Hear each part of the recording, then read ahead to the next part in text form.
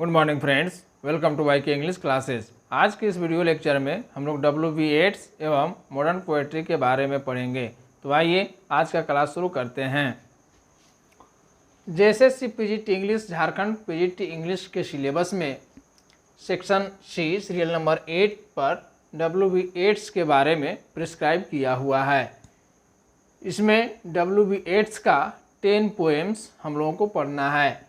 Easter 1916, the second coming, Byzantium, a prayer for my daughter, Leda and the swan, sailing to Byzantium, Meru, the tower, among school children, lapis lazuli. ये 10 poems W.B. येट्स का हम लोग को Jharkhand PGT English syllabus में पढ़ने के लिए prescribe किया हुआ है। W.B. येट्स एक मॉडर्न पोएट थे। 1865 टू 1939 मीन्स 1865 में इनका जन्म हुआ था और 1939 ईस्वी में इनकी डेथ हुई थी। W.B. येट्स के बारे में जानने से पहले हम लोगों को मॉडर्न पोएट्री जानना जरूरी है, क्योंकि W.B. Yeats belongs to modern poets. W.B. Yeats एक मॉडर्न पोएट थे। अब मॉडर्न पोएट्री के बारे में जानने से पहले हम लोग को इससे पहले का जो एज था, विक्टोरियन एज, उसको जानना भी जरूरी है। उसको जानना इसलिए जरूरी है क्योंकि उस एज में क्या हुआ और मॉडर्न एज में क्या हुआ, दोनों में क्या डिफरेंसेस थे, उसको हम लोग जानने का प्रयास करेंगे। मॉडर्न पोएट्री से पहले, मॉडर्न जो एज था उससे पहले विक्टोरियन एज था। और आपको मालूम है कि विक्टोरियन एज में क्वीन विक्टोरिया जो 1837 से लेकर के 1901 तक गद्दी पर थी, सिंहासन पर थी, उस समय इंग्लैंड में बहुत विस्तार हुआ। इंग्लैंड के जो पीपुल थे काफ़ी खुशहाल थे उस समय। इंग्लैंड खूब फला फूला। क्यों? उसके पीछे कई कारण थे। पहला कारण तो यह था कि लेट 18th सेंचुरी और अर्ली 19th सेंचुरी के दौरान जो इंग्लैंड में इंडस्ट्रियल रिवोल्यूशन हुआ, इंडस्ट्रियल क्रांति जो आई, उससे लोगों का जो लाइफ है वो मॉडर्न और कंफर्टेबल बन गया। अर्बनाइजेशन हुआ, शहरीकरण हुआ। इंडस्ट्रियल रिवोल्यूशन से पहले इंग्लैंड के 90% जो पीपल थे वह फार्मर्स थे। Before the industrial revolution England was a land of farmers, किसानों का लैंड था वह। लेकिन after the industrial revolution England became the land of factories, factories का लैंड हो गया। इंग्लैंड में इंडस्ट्रियल रिवोल्यूशन होने के वजह भी हैं। पहला तो यह कि उस समय तक इंग्लैंड मैक्सिमम कंट्रीज में, संसार के जो मैक्सिमम कंट्रीज थे उनको अपना कॉलोनीज बना लिया था। तो वहाँ से उसे रॉ मटेरियल्स लेना काफ़ी आसान था। और साथ ही साथ जब गुड्स बनकर तैयार होते थे तो उसे सेल करने में भी काफ़ी सहूलियत हो जाता था। जिन देशों से वह रॉ मटेरियल्स लेता था, उन्हीं देशों में वह जब गुड्स बनकर तैयार होते थे तो उसे वह बेच देता था। इसके अलावा आयरन और कोल काफ़ी मात्रा में इंग्लैंड में पाया जाता था, इसलिए भी इंडस्ट्रियल रिवोल्यूशन वहाँ हुआ। एक समय था जब इंग्लैंड को वर्कशॉप्स ऑफ द वर्ल्ड भी कहा जाता था। अब जब विक्टोरियन एज में इंग्लैंड खूब फला फूला, खूब उसका विस्तार हुआ, गांव से लोग शहर में गए, उन्हें रोजगार मिलने लगा, उनका वेजेस भी बढ़ गया।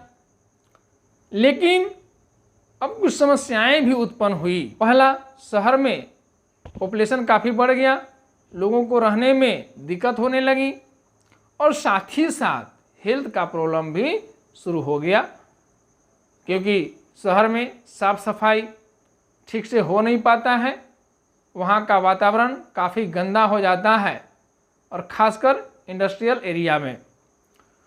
तो ये सब समस्याएं आई। इसके अलावा 20वीं सेंचुरी में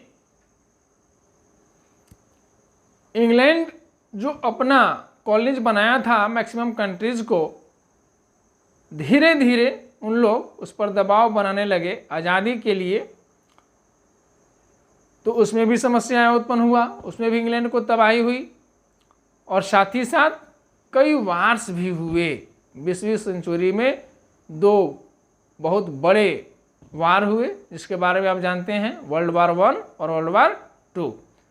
यही कारण था कि 20वीं सेंचुरी में जो लाइफ था वह काफ़ी मुश्किलों से भरा था। लोगों को काफ़ी परेशानियां उठानी पड़ी। 20वीं century was also an age of science and technology। ये साइंस और टेक्नोलॉजी का एज भी था, तो बहुत सारे मशीन्स का आविष्कार किया गया। पीपुल बिकेम फास्ट, हर काम बहुत तेजी से होने लगा। और जो मॉडर्न एज था उसमें money became the key factors, money की फैक्टर्स बन गया। लोग पैसा के लिए कुछ भी करने को तैयार थे, कंपटीशंस बढ़ा। और साथ ही साथ जो मॉडर्न एज था 20वीं सेंचुरी, इसमें शक और संदेह भी लोग पैदा करने लगे, खासकर धर्म के प्रति भी। So it was also called an age of interrogation and anxiety. Interrogation और एंग्जाइटी का यह एज भी कहलाने लगा। इसके पीछे यह कारण था कि इस एज में लोग धर्म पर भी, रिलीजियन पर भी प्रश्न उठाने लगे, लोग गॉड के एग्जिस्टेंस पर भी प्रश्न उठाने लगे। आपको पता है 18th सेंचुरी में एक चार्ल्स डार्विन का एक थ्योरी आया था, जिसमें उसने लिखा था कि मानव का जो विकास हुआ है वह बंदर से हुआ है, वानर से हुआ है। और जो रिलीजियस पीपल थे उनका यह मानना था कि गॉड मेड द मैन, भगवान ने आदमी को बनाया।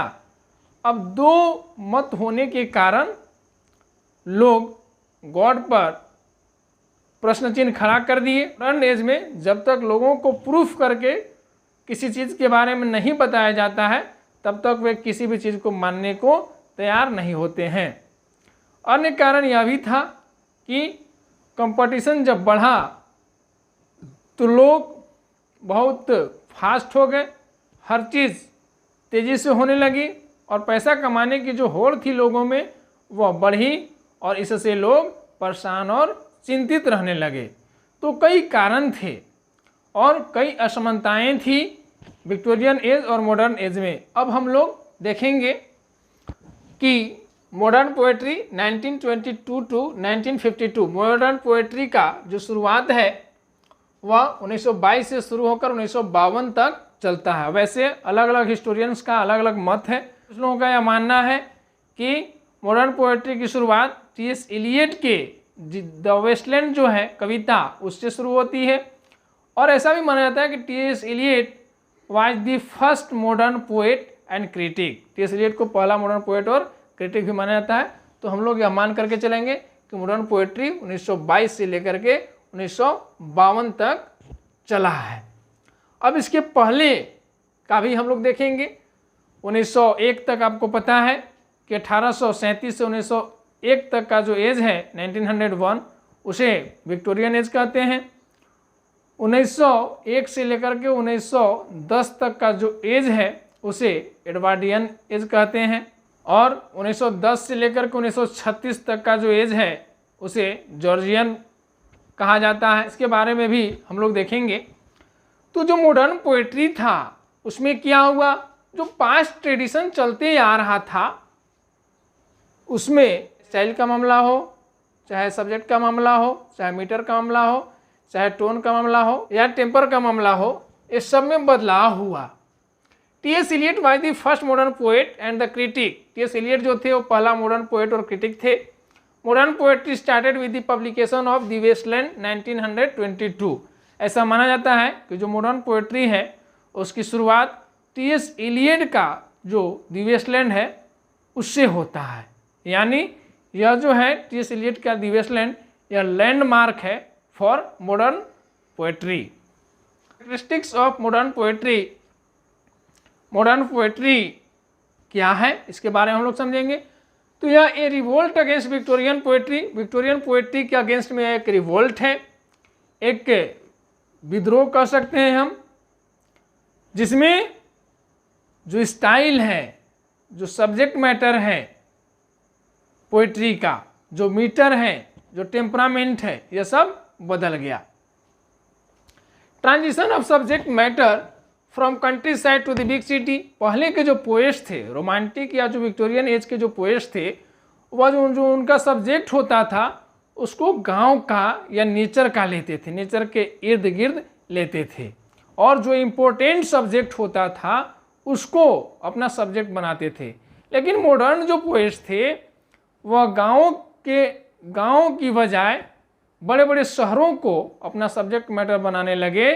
साथ ही साथ जो मॉडर्न पोएट्स थे वो किसी भी चीज़ को अपना सब्जेक्ट मैटर्स बना लेते थे, या रेलवे हो, या चेयर हो, या एयर हो, कुछ भी। मॉडर्न जो पोएट्स थे वो कुछ भी, किसी भी चीज़ को अपना सब्जेक्ट मैटर बना लेते थे। तो यह दोनों में अंतर था। पोएट्री ऑफ एक्सपीरियंस, ये जो मॉडर्न पोएट्री है या पोएट्री ऑफ एक्सपीरियंस इसको कहा जाता है, क्योंकि जो लोग डेली लाइफ में अनुभव करते थे, जो पोएट्स, उसी को पोर्ट्रेट करते थे अपने पोएट्री में, उसी को लिखते थे, इसलिए इसको पोएट्री ऑफ एक्सपीरियंस कहा गया। क्यूस and the changing scene of life around him. Modern जो पोएट्स थे वह पेसिमिस्टिक भी थे, इसलिए क्योंकि समाज का जो रूप था वह बदल गया था। जो 20वीं सेंचुरी के जो लोग थे वो काफ़ी निराश रह रहे थे, क्योंकि वे बहुत हड़बड़ी में जीते थे। पैसा बिकेम द इम्पोर्टेंट फैक्टर, पैसा इम्पोर्टेंट फैक्टर और की फैक्टर बन गया था। तो पैसा कमाने की होड़ में लोग ज़्यादा चिंतित रहने लगे, इसलिए समाज की स्थिति ठीक नहीं थी, और इसलिए जो वास्तविक सीन था समाज का, मॉडर्न पोएट्स उसको दिखाने का प्रयास किए हैं। Use of images and symbol. Modern poetry में इमेजेस और सिंबल का प्रयोग हुआ है। इमेजेस एक फिगर ऑफ स्पीच है जिसमें वर्ड्स को इस तरह से प्रयोग किया जाता है जिससे पढ़ने वाले जो रीडर्स होते हैं उनके माइंड में इमेज क्रिएट हो, इमेज बने। इमेजेस और सिंबल के बारे में हमारे चैनल पर वीडियो अवेलेबल है फिगर ऑफ स्पीच का, अगर उसको आप नहीं देखे हैं तो जाकर देख सकते हैं। Ezra pound introduced imagism firstly in England. Ezra pound जो थे, जो टी.एस. एलियट के कंटेम्पररी थे, टी.एस. एलियट और एजरा पाउंड दोनों अमेरिकन पोएट्स थे। तो एजरा पाउंड जो थे वह इमेजिज्म को सबसे पहले इंग्लैंड में इंट्रोड्यूस किए थे। Symbolism originated in France. Symbolism जो है वो फ्रांस से आया। सिम्बोलिज्म का आविष्कार जो था वह फ्रांस से हुआ इन दी 18th सेंचुरी। और कब हुआ? 18वीं शताब्दी में। Images become a favourite device for ads and T S. Eliot. आगे चल कर के इमेज जो था वह W.B. एड्स और टी.एस. एलियट के लिए एक फेवरेट डिवाइस बन गया है, और ये दोनों पोएट्स खूब जो है इमेजेस का प्रयोग किए हैं। Sophisticated and pessimistic due to the bad condition of man. जैसा आपको बताएं कि लोगों की जो हालत थी, लोगों की जो स्थिति थी वो काफ़ी खराब थी मॉडर्न एज में, इसलिए मॉडर्न एज के जो पोएट्री है वह काफ़ी सोफिस्टिकेटेड है, काफ़ी जटिल है और पेसिमिस्टिक भी है। समाज का जो ओरिजिनल दशा था उसके बारे में पोएट्स लिखे हैं। तो दशा चूंकि ठीक नहीं था मॉडर्न एज में, इसलिए जो मॉडर्न पोएट्री है लोगों को यह लगता है कि यह निगेटिव चीज़ों के बारे में हमें बताता है, जबकि हकीकत यह है कि मॉडर्न पोएट्री नेगेटिव चीज़ों के बारे में हमें नहीं बताता है, बल्कि समाज की जो दशा थी, समाज की जो स्थिति थी, उसको सही रूप से पोर्ट्रेट किया गया है मॉडर्न पोएट्री में। सोफिस्टिकेटेड मॉडर्न पोएट्री इसलिए भी बन गया कि मॉडर्न पोएट्री में काफ़ी ज़्यादा एम्बिग्यूअस वर्ड्स का प्रयोग किया गया, एम्बिग्यूटी का प्रयोग किया गया है। पोएट्स जिस वर्ड्स का प्रयोग किए हैं उसका यह पता करना कि यह किस अर्थ में यहाँ प्रयोग किया गया है, यह काफ़ी डिफ़िकल्ट है, काफ़ी मुश्किल है। उस वर्ड्स के कई मीनिंग्स होते हैं और उसमें यह समझना काफ़ी मुश्किल है कि इस वर्ड्स का यहाँ जो प्रयोग किया गया है वह किस अर्थ में है। इसलिए जो मॉडर्न पोएट्री है वह काफ़ी सोफिस्टिकेटेड भी है। मॉडर्न पोएट्री में इरेगुलरिटी ऑफ फॉर्म था। मॉडर्न पोएट्री जो थे वो ज़्यादातर फ्री वर्स में लिखे जाने लगे। एम्बिग्यूटी इसमें प्रयोग हुआ। Interest in myth, specially in Greek myth. और मॉडर्न पोएट्री के जो पोएट्स थे वे लोग मिथ में, जो मिथिया था, जो पौराणिक कथा थी, उसमें काफ़ी ज़्यादा इंटरेस्ट लिए हैं और ख़ास करके ग्रीक मिथ में इन लोग इंटरेस्ट लिए हैं। अब इसके बाद एक चीज़ आपको और जानना जरूरी है, कभी कभी इस प्रकार का प्रश्न आ जाता है कि फलाना पोएट के बाद पोएट लॉरेट कौन हुआ। तो इस एज में आपको यह जान लेना है कि रॉबर्ट ब्रिजेस पोएट लॉरेट हुए थे 1913 ईस्वी में। पोएट लॉरेट जो है एक पोस्ट है जो पोएटिक एक्सीलेंस के लिए दिया जाता है। तो 1913 में रॉबर्ट ब्रिजेस को मिला है और 1930 में जॉन मैसफील्ड को मिला है पोएट लॉरेट की उपाधि। अब एडवर्डियन एक टर्म है जिसके बारे में हम लोग समझेंगे। Several prominent writers got fame between 1901 to 1914 to write novels and plays of social criticism. 1901 ईस्वी से लेकर 1914 ईस्वी के बीच में बहुत सारे जो राइटर्स थे, पॉपुलर राइटर्स जो थे, उनको प्रसिद्धि मिलती है। किस लिए? नॉवेल्स और प्लेज लिखने के लिए। सोशल क्रिटिसिज्म के नॉवेल्स और प्लेज इन्होंने लिखा था, इसलिए इन्हें प्रसिद्धि मिलती है। It is the period of Edward seven rain. यह जो पीरियड था 1901 से 1914 का, वह एडवर्ड सेवन का शासन का काल था, का पीरियड था, इसीलिए इसको एडवर्डियन भी कहा जाता है। The technique of realism and naturalism were very popular in this period. इस पीरियड में रियलिज्म और नेचुरलिज्म जो था वो काफ़ी पॉपुलर था। तो चूंकि यह मॉडर्न एज था, मॉडर्न एज के जो पोएट्स थे उस सही चीज़ों को, जो समाज की स्थिति, सही स्थिति थी, उसको सच्चाई से ट्रूथफुली पोर्ट्रेट करते थे। रियलिज्म का मतलब होता है यथार्थवाद। तो सही समाज की जो दशा थी उसको सही रूप में पोर्ट्रेट किए हैं modern poets. And naturalism means प्राकृतिक रूप से, उसमें कोई बढ़ा चढ़ा करके उन लोग कुछ बातें नहीं बताए हैं, कुछ कम करके भी नहीं बताए हैं। जो स्थिति थी समाज की, समाज में जो चल रहा था, उसी चीज़ को उन्होंने लिखा है। इसलिए जो रियलिज्म और नेचुरलिज्म का जो टेक्निक था वह इस पीरियड में 1901 से 1914 के पीरियड में बहुत पॉपुलर था। The leading novelists are Arnold Bennett, H.G. Wells, Joseph Conrad and D.H. Lawrence. इसके बाद एक टर्म आया है Bloomsbury group. In 1905, a group of writers and artists met frequently in a section of London called Bloomsbury.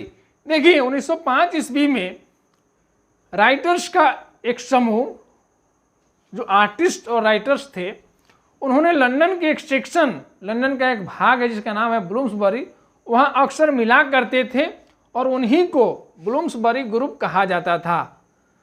उनमें से जो प्रमुख writers थे वो वर्जीनिया वुल्फ और लिटन स्ट्रैची थे। Virginia Woolf captured very sensitively and upper middle class life. Virginia Woolf के बारे में आप जानते होंगे, वो अपर मिडिल क्लास लाइफ के बारे में पोर्ट्रेट करती थी। She used a technique called the stream of consciousness to reveal the inner thoughts of her character.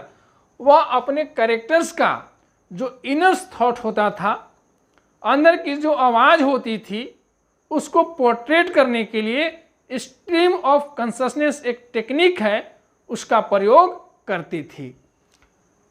Georgian, the leading poets of the early 20th century in the reign of George V 1910 to 1936 वे are known as Georgians. देखिए 20वीं शताब्दी में जो George V का शासन काल था 1910 से 1936 ईस्वी के बीच में, तो इस समय के जो लीडिंग पोएट्स थे, जो पॉपुलर पोएट्स थे, जो आउटस्टैंडिंग पोएट्स थे, उनको जॉर्जियन कहा जाता था। They wrote romantic, poetry about nature and the pleaser of rural life. और ये जो पोएट्स थे वह रोमांटिक पोएट्री लिखते थे, मीन्स इमोशंस, फीलिंग्स, नेचर, ये सब चीज़ें होती थी about nature and the pleaser of rural life. और जो रूरल लाइफ का जो प्लीजर होता था, जो खुशी होती थी रूरल लाइफ में, उसके बारे में लोग पोर्ट्रेट किए हैं। It was very idealistics and traditional poetry. यह जो पोएट्री था वह बहुत आदर्शों से भरा होता था और ट्रेडिशनल पोएट्री था, वही पुरानी जो चलते आ रही थी वही इसमें लिखी जाती थी, जो पुरानी नियमें थी, इसमें कोई बदलाव नहीं था। Well known Georgian poets were Rupert Brooke and John Masefield. इसमें जो इम्पोर्टेंट पोएट्स थे उनका नाम था Rupert Brooke and John Masefield. Many other poets who wrote during and after World War one are known as war poets. बहुत सारे ऐसे poets थे जो फर्स्ट वर्ल्ड वार 1914 से 1918 के बीच में जो हुआ था, उसके बाद या उससे जो पहले लिखे हैं, उन्हें वार पोएट्स के नाम से जाना जाता है। देखिए जो इसमें प्रश्न पूछता है, ये आपको पूछ सकता है कि वार पोएट्स का टाइमलाइन क्या है, या यह पूछ सकता है कि वार पोएट्स किसे कहते हैं, नीचे कुछ एक्सप्लेनेशन दे देगा। तो इसमें का जो इम्पोर्टेंट टर्म्स है उसके बारे में आपको जानना जरूरी है। जो लीडिंग वार पोएट्स थे उनका नाम था Siegfried Sassoon, Ivor Gurney, Owen and Graves. अब कुछ टर्म्स, इम्पोर्टेंट मूवमेंट्स या एक्ट आया है जिसको हमको समझना जरूरी है। बुअर वार हुआ था, आप जान रहे हैं, 1899 से 1902 के बीच, 1899 से 1902 के बीच। और यह जो वार था वह इंग्लिश और डच के बीच में हुआ था। ओल्ड एज पेंशन एक्ट, एक कानून आया था 1908 ईस्वी में, और इस एक्ट में जो 70 वर्ष से ऊपर के लोग होते थे, पुरुष और स्त्री, उनको साप्ताहिक पेंशन दिया जाता था। इसके बाद पीपुल्स बजट आया था 1909 में। इसमें गरीब लोगों के लिए कुछ चीज़ों में छूट दी गई थी। फिर नेशनल इंश्योरेंस आया 1911 में। इसमें जो मजदूर होते थे, यदि वह किसी बीमारी के कारण उनकी काम छूट जाती थी या कोई एक्सीडेंट के कारण उनकी काम छूट जाती थी, तो उन्हें इस एक्ट के तहत, इस इंश्योरेंस के तहत प्रोटेक्शन मिलता था। रिप्रेजेंटेशन ऑफ पीपुल एक्ट 1918, 1918 में एक एक्ट आया जिसको रिप्रेजेंटेशन ऑफ पीपल्स एक्ट बोलते हैं। और यह एक्ट काफ़ी इम्पोर्टेंट था क्योंकि इसमें लोगों को वोट देने की इजाज़त मिली है। वोट देने के लिए पुरुषों की जो उम्र थी इसमें वह 21 ईयर्स था, जबकि महिलाओं के लिए 30 ईयर्स रखा गया था। 21 वर्ष का कोई भी पुरुष इसमें वोट दे सकता था, जबकि महिलाओं के लिए वोट देने की जो उम्र निर्धारित की गई थी इस एक्ट के तहत वह 30 वर्ष की गई थी। 10 साल बाद 1928 ईस्वी में दोनों के लिए जो उम्र का निर्धारण था वो समान हो गया। 1928 ईस्वी में लड़कियां या लड़के दोनों 21 वर्ष की उम्र में ही वोट देने के अधिकारी माने जाते थे। Next, Irish free state. आपको पता है कि आयरलैंड का जो उत्तरी भाग था उसको आयरिश फ्री स्टेट कहा गया है। आयरिश फ्री स्टेट का जो डिक्लेरेशन हुआ है वह 1921 ईस्वी में हुआ है। अब देखिए 20वीं सेंचुरी में जो देश थे वो आज़ाद होना शुरू हो गए थे। 1947 में भारत और पाकिस्तान को आज़ादी मिली। 1948 में सीलोन और बर्मा को आज़ादी मिली। 1949 में आयरलैंड रिपब्लिक ऑफ आयरलैंड बना और 1961 में साउथ अफ्रीका को आज़ादी मिली। तो यह भी एक डिस्टरबेंस का कारण था।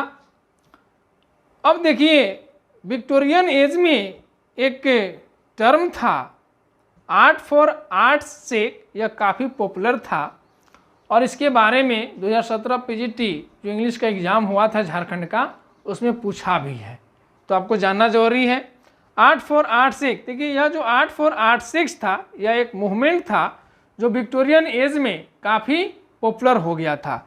It was the French slogan coined by Victor Cousin, यह एक फ्रेंच स्लोगन था जिसकी शुरुआत विक्टर कजिन के द्वारा की गई थी।